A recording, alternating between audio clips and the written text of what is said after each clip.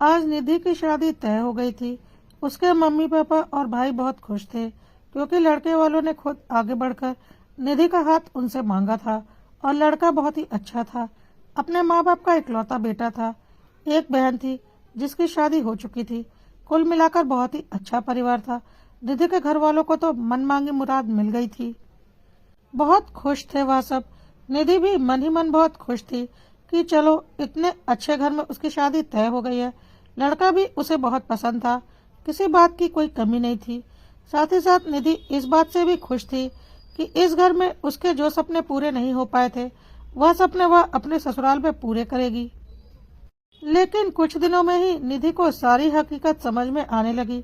निधि को यह समझ में आने लगा कि उसके सास ससुर ने किसी प्रकार की कोई मांग नहीं रखी है, तो उसके माता पिता अब उसे अपनी तरफ से कुछ देना भी नहीं चाहते, बल्कि खाली हाथ विदा कर देना चाहते हैं। निधि ने देखा उसके घर में शादी की कुछ खास तैयारियां नहीं हो रही और ना ही कुछ महंगे कपड़े गहने वगैरह उसके लिए खरीदे जा रहे हैं। सब कुछ कम से कम बजट में किया जा रहा है। निधि को यह सब कुछ बहुत अजीब लगा।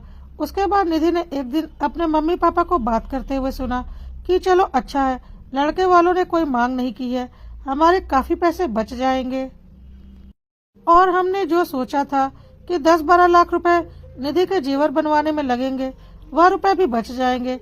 निधि को तो हम सिंपल सी एक चेन, इयररिंग्स और एक अंगूठी पहनाकर विदा कर देंगे। बाकी उसके ससुराल वाले जाने, इकलौती बहू है तो उसे जी भर के गहने तो चढ़ाएंगे ही, तो हम क्यों फालतू में अपना खर्चा बढ़ाएं। आखिर उस घर में जाने के बाद सब कुछ तो निधि का ही होगा। बहन की तो शादी हो चुकी है और निधि को यह सब कुछ सुनकर जोर का झटका लगा। वह साथ ही साथ बहुत गुस्सा भी आ रहा था। निधि को पुरानी बातें याद आने लगी कि किस तरह से उसकी एक एक ख्वाहिश को उसके मम्मी पापा ने मारा था, यह बोलकर कि बेटा तू बेटी है ना, बेटियों की शादी में बहुत पैसे लगते हैं, बेटियों के लिए बहुत गहने बनवाने पड़ते हैं माँ बाप को। माँ बाप बेटी पैदा होते ही उसके लिए पैसे जोड़ने लगते हैं, इसलिए अभी तू ऐसी महंगी ख्वाहिशें हमारे सामने मत रखा कर। हम यह पैसे जोड़ रहे हैं, तेरी शादी में काम आएंगे, राजकुमारियों की तरह विदा करेंगे, तेरे लिए इतने गहने बनवाएंगे। और निधि को भी ऐसा लगता था कि माँ बाप भी सही बोल रहे हैं, बेटियों की शादी के लिए तो पैसे जोड़ने ही पड़ते हैं। और यही सारी बातें बोल बोलकर निधि की एक एक ख्वाहिश को उसके माँ बाप ने मार दिया था। और आज जब निधि की शादी की बात आई तो कम से कम में शादी करने की बात की जा रही है, तो फिर निधि को उसका हक कब मिलेगा। निधि को याद आने लगा जब उसके भाई का मेडिकल में एडमिशन हुआ था। निधि ने भी बहुत जिद की थी कि मुझे भी मेडिकल में जाना है, मैं भी डॉक्टर बनना चाहती हूँ। और माँ बाप का कहना था बेटा मेडिकल की पढ़ाई करने में बहुत पैसे लगते हैं, तू तो जानती है हमारे पास इतने पैसे नहीं हैं और तेरी शादी के लिए भी तो पैसे जोड़ने हैं। जरा समझ, बेटी की शादी तो करनी ही पड़ेगी, कोई बेटी को कुंवारी घर पर तो बिठाकर रखेगा नहीं। और हर माँ बाप चाहता है कि बेटी की अच्छी से अच्छी शादी हो और हम भी यही चाहते हैं। निधि ने भी यही सोचा कि हाँ, मम्मी पापा का कहना तो सही है। और आज जब खुद लड़के वालों ने निधि का हाथ मांगा तो माँ बाप के सारे जोड़े हुए पैसे हवा हो गए, जिसके लिए आज तक निधि की एक ख्वाहिश भी पूरी नहीं की गई। और अब जब देखा कि लड़के वालों की कोई खास मांग नहीं है तो अपनी तरफ से भी कुछ देना नहीं चाह रहे, कम से कम में शादी निपटा देना चाहते हैं। निधि को यह सब कुछ बर्दाश्त नहीं हुआ। उसने जाकर अपने मम्मी पापा से बोल दिया, यह कैसी बातें कर रहे हैं मम्मी पापा आप लोग। जब भी मैंने आप लोगों के सामने अपनी कोई भी ख्वाहिश रखी तो आप लोगों का कहना था कि बेटियों की शादी में बहुत पैसे लगते हैं, हम तुम्हारी शादी के लिए पैसे जोड़ रहे हैं ताकि तुम्हारे अच्छे से अच्छे घर में शादी हो जाए। और आज आप लोग यह बातें कर रहे हैं कि कम से कम खर्चे में मुझे इस घर से विदा कर दिया जाए, यहाँ तक कि मुझे गहने भी ना दिया जाए। फिर क्या किया है आज तक आप लोगों ने मेरे लिए। निधि के मम्मी पापा को निधि से इस तरह की बातों की कोई उम्मीद नहीं थी।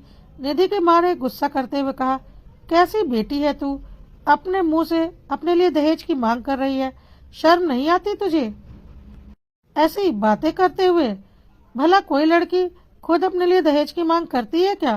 तब तक निधि के पापा ने बोला, बेटा दहेज तो हमारे समाज की एक कुप्रथा है, हमें इसे कभी बढ़ावा नहीं देना चाहिए और तू दहेज की मांग खुद कर रही है। अरे तुझे तो खुश होना चाहिए कि बिना दहेज के तेरी शादी हो रही है। निधि को बहुत अच्छे से समझ में आ रहा था कि यहाँ दहेज की बातें करके अपना उल्लू सीधा किया जा रहा है, ताकि कम से कम में निधि को उस घर से विदा कर दिया जाए और कभी भी माँ बाप को उसका हक उसे देना न पड़े और अपना सब कुछ अपने बेटे के लिए वह बचा सके। तो फिर बेटे का हक कहाँ है, उसे कैसे मिलेगा? निधि ने बोला, हाँ पापा, बात तो आप सही बोल रहे हैं। दहेज हमारे समाज की बहुत बड़ी कुप्रथा है, लेकिन यह बात उस वक्त आपको समझ में नहीं आई जब मेरी छोटी छोटी ख्वाहिशों को आप लोगों ने यह बोलकर मार दिया कि तेरी शादी में बहुत पैसे लगेंगे। लड़कियों की शादी में तो बहुत पैसे लगते ही हैं, इसलिए हम यह पैसे जुटा रहे हैं। क्या मेरी कोई भी इच्छा पूरी की है? मैं भी चाहती थी अपनी बाकी सहेलियों की तरह स्कूटी से कॉलेज जाऊं, लेकिन आप लोगों ने मुझे कभी भी स्कूटी खरीद कर नहीं दी, यह बोलकर कि मेरी शादी के लिए पैसे जोड़ रहे हैं। मैं भी चाहती थी कि मैं भी एक डॉक्टर बनूं, लेकिन आप लोगों ने उसके लिए भी मना कर दिया, शादी का बहाना बनाकर। मेरी सारी सहेलियां सोने की चेन पहनकर कॉलेज जाती थी। मैंने भी एक बार आप लोगों से चेन की मांग की थी, लेकिन आप लोगों ने उसके लिए भी साफ मना कर दिया कि हम मध्यम वर्गीय लोग कहाँ से करेंगे, हमें तो बेटी की शादी के लिए पैसे जोड़ने पड़ते हैं। और अब जब मेरी शादी आ गई है तो कहाँ गए वह आपके सारे जोड़े हुए पैसे? वह तो मेरे हक के पैसे हैं ना, क्योंकि पूरी जिंदगी मैंने समझौते ही किए हैं अपनी हर ख्वाहिशों से, सिर्फ शादी के नाम पर। लेकिन हाँ पापा, चलिए कोई बात नहीं, दहेज को तो मैं एक कुप्रथा ही मानती हूँ, लेकिन मुझे मेरा इस घर में और इस घर की संपत्ति में बराबर का हिस्सा चाहिए। मुझे कोई दहेज नहीं चाहिए। पहले ही आप लोगों ने मेरे साथ काफी नाइंसाफी कर ली है, अब मैं अपने साथ और नाइंसाफी नहीं होने दूंगी। मुझे आपकी प्रॉपर्टी और पैसों में 50% हिस्सा चाहिए, और वह मैं किसी भी कीमत पर लेकर रहूंगी, क्योंकि मैं भी इसी घर की औलाद हूँ और मेरा हक भी बनता है। इस पर निधि की माँ ने जोर से बोला, पागल हो गई है क्या? बेटी होकर हक और हिस्से की बातें करती है।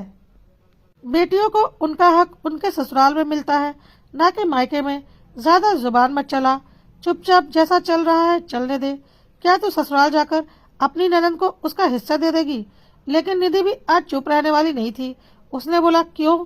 क्या मेरे सास ससुर आप लोगों की तरह घटिया सोच के हैं? क्या उन्होंने अपनी बेटी को उसकी इच्छा अनुसार पढ़ाया लिखाया नहीं? आपको तो पता ही होगा, मेरी ननद एक सॉफ्टवेयर इंजीनियर है। क्या उसकी छोटी छोटी ख्वाहिशें पूरी नहीं की, या उसकी शादी कम से कम पैसों में निपटा दी और सारे पैसे अपने बेटे के लिए बचा लिए? जी नहीं, उसे उसका पूरा हक देकर विदा किया गया है, क्योंकि आप लोगों जैसी घटिया सोच किसी की नहीं होती। और यह दहेज नहीं, मेरा हक है। क्या आप मुझे जो जेवर देंगे वह एक संपत्ति नहीं होगी जो कि आड़े वक्त में मेरे काम आएगी? लेकिन आप तो उससे भी अपने हाथ पीछे खींच रहे हैं, और कोई खास मांग तो है नहीं मेरे ससुराल वालों की। यह देखकर और हल्के फुल्के जेवर देकर मुझे विदा कर देंगे? उसमें भी आप लोगों की चालाकी है। क्या मेरा इस घर में कोई हक नहीं? जिंदगी भर तो आप लोगों ने यही बातें बनाई और मेरे सारे हक का गला घोट दिया। निधि के पापा ने बोला, यह सब बकवास बातें बंद कर। जब तेरे ससुराल वालों की कोई मांग ही नहीं है तो मैं फालतू में अपने पैसे खर्च करने वाला नहीं। तुझे जो बोलना है बोल। निधि ने बोला, ठीक है, तो मुझे शादी ही नहीं करनी। मैं मेरा हक तो लेकर रहूंगी, या तो आप मुझे मेरा हक का जेवर दे दो जो कि मैं खुद जाकर अपनी पसंद से लूंगी, या तो मैं इस शादी के लिए तैयार नहीं हूँ और मैं उस घर में शादी करूंगी जहाँ पूरा दहेज मांगा जाएगा। आप लोगों की चालाकी मैं नहीं चलने दूंगी। मैं भी इसी घर की औलाद हूँ और मेरा हक बनता है। बेटियों की यही तो बदनसीबी होती है कि माँ बाप जिंदगी भर उनसे यह बोलते हैं कि तुम्हारी शादी के लिए हम पैसे बचा रहे हैं, तुम्हारी शादी में हम तुम्हें इतना देंगे, और उनकी छोटी छोटी ख्वाहिशों का गला घोट दिया जाता है। और जब सच में उन्हें उनका हक देने की बारी आती है तो माँ बाप अपने हाथ पीछे खींचते हैं और कम से कम में अपना निपटारा चाहते हैं। लेकिन मैं ऐसा कुछ नहीं होने दूंगी। मुझे मेरा हक चाहिए, नहीं तो मैं आपकी संपत्ति में बराबर की हिस्सेदारी लूंगी। निधि के पापा ने बोला, जो करना है कर ले, यह मेरी खुद की कमाई हुई संपत्ति है जिसे मैं अपनी मर्जी से जिसके नाम चाहे कर सकता हूँ, और मैं तुझे अपनी संपत्ति क्यों दूँ? और दुनिया जानती है कि संपत्ति बेटों की होती है, क्योंकि बेटे बहू ही बुढ़ापे का सहारा होते हैं। निधि की माँ ने बोला, और क्या, तेरे पापा बिल्कुल सही बोल रहे हैं। क्या कल को हमें जरूरत पड़ेगी तो तू और दामाद जी ससुराल से आकर हमारी सेवा करेंगे? नहीं, हमारे बेटे बहू ही करेंगे, तो हम तुझे हिस्सा बंटवारा देकर अपने बेटे बहू को नाराज नहीं कर सकते। निधि ने बोला, बिल्कुल सही कह रही हैं आप। मैं मेरे ससुराल से आकर आप लोगों की सेवा नहीं कर सकती और न ही मुझे कोई हिस्सा बंटवारा चाहिए, क्योंकि यह गलत होगा। कोई भी बेटी अपना ससुराल या मायका कोई एक जगह ही संभाल सकती है, लेकिन हाँ, जो मेरा हक है वह तो मुझे मिलना ही चाहिए। आप लोगों को तो मनचाहा रिश्ता मिल गया, जहाँ आप लोगों के कम से कम पैसे लग रहे हैं, लेकिन मुझे क्या मिला? आज तक आप लोगों ने यही बोला था ना कि तुम्हारी शादी के लिए पैसे जोड़ रहे हैं, तो कहाँ गए वह पैसे जो मेरी एक एक ख्वाहिश को गला घोटकर जमा किए गए हैं?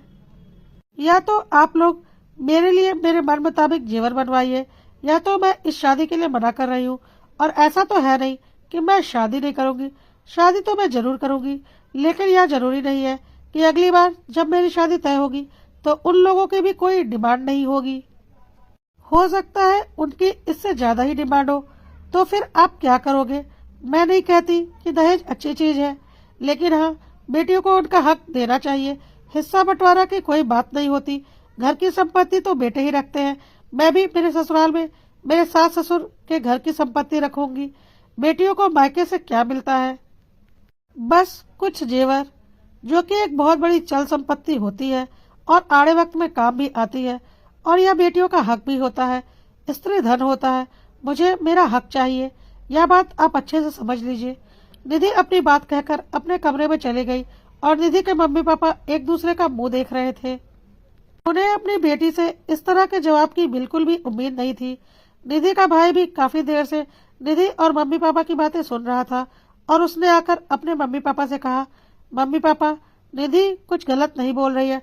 आखिर क्या दिया है हम लोगों ने आज तक निधि को, और उसे इस तरह कम से कम जेवरों में विदा कर देना सही नहीं होगा। मुझे पता है वह कभी भी यहाँ जमीन जायदाद का हिस्सा करवाने नहीं आएगी, लेकिन अगर आज आप लोगों ने थोड़े पैसे बचाने के लिए यह गलती की, तो आप लोगों के बाद भाई बहन का रिश्ता हमेशा के लिए खत्म जरूर हो जाएगा, क्योंकि कहीं न कहीं निधि के मन में मेरे लिए एक गांठ पड़ जाएगी कि मैंने उसका हक मारा है, और यह भाई बहन का एक पवित्र रिश्ता नाम मात्र का बच जाएगा। और आप लोगों के बाद हम दोनों भाई बहन ही तो हैं जो एक दूसरे का साथ देंगे जरूरत पड़ने पर। तो रिश्तों को तोड़ने से अच्छा है कि रिश्तों को जोड़कर रखा जाए। और निधि कुछ गलत भी नहीं कह रही है, वह भी आपकी ही औलाद है, उसका भी आपकी संपत्ति पर हक बनता है। निधि के मम्मी पापा को समझ में आ गया था कि वह कितनी बड़ी गलती करने जा रहे थे, और जब उन्हें ऐसा रिश्ता मिल गया था जहाँ कोई मांग ही नहीं की गई थी, तो वह अपने हाथ निधि के प्रति उनकी जिम्मेदारियों से पीछे खींच रहे थे, क्योंकि उन्होंने इस तरह से तो सोचा ही नहीं था। उन्हें तो लग रहा था कि निधि उस घर की इकलौती मालकिन बन जाएगी। अच्छा खासा धन दौलत है उनके पास और लड़का भी अच्छा कमाता खाता है, पर वह इस बात को भूल रहे थे कि ऐसा करके वह निधि के हक को खत्म कर रहे हैं। निधि के मम्मी पापा ने निधि को बुलाया और अपनी गलती मानी और बोला, हम तुझे तेरा पूरा हक देंगे। यह हमारी गलती थी कि हमने ऐसा सोचा। तू कल हमारे साथ चलना और अपनी पसंद से सुंदर सुंदर और भारी भारी जेवर खरीदना, और जो भी साड़ी कपड़े तुझे पसंद आए वह सब खरीदना, और साथ ही साथ हम तेरे अकाउंट में कुछ कैश भी डाल देंगे जो हमने तेरी शादी के लिए जोड़ रखे थे, जिन पर तेरा हक है, क्योंकि तेरे ससुराल वालों की कोई मांग तो है नहीं, इसलिए वह पैसे हम तुम्हारे अकाउंट में डाल देंगे ताकि तू खुद को सिक्योर फील कर सके। हम नहीं चाहते हमारे बाद तुम दोनों भाई बहनों का रिश्ता खराब हो। और हाँ, गलती हमारी थी, और तुमने कल जो बात कही बिल्कुल सही कही। तुम भी हमारी ही औलाद हो और तुम्हारा भी हक बनता है। यह बहुत बड़ी सच्चाई है कि लड़की के पास माँ बाप के दिए हुए जेवर ही रहते हैं जो कि आड़े वक्त पर काम आते हैं, और कुछ माँ बाप उन्हें भी देने से कन्नी काटते हैं। और यही गलती हम भी करने जा रहे थे, पर हम अपनी सारी गलती को सुधार लेंगे, कहकर निधि के मम्मी पापा ने निधि को गले से लगा लिया, और निधि भी अपने आने वाले जीवन को लेकर खुश थी।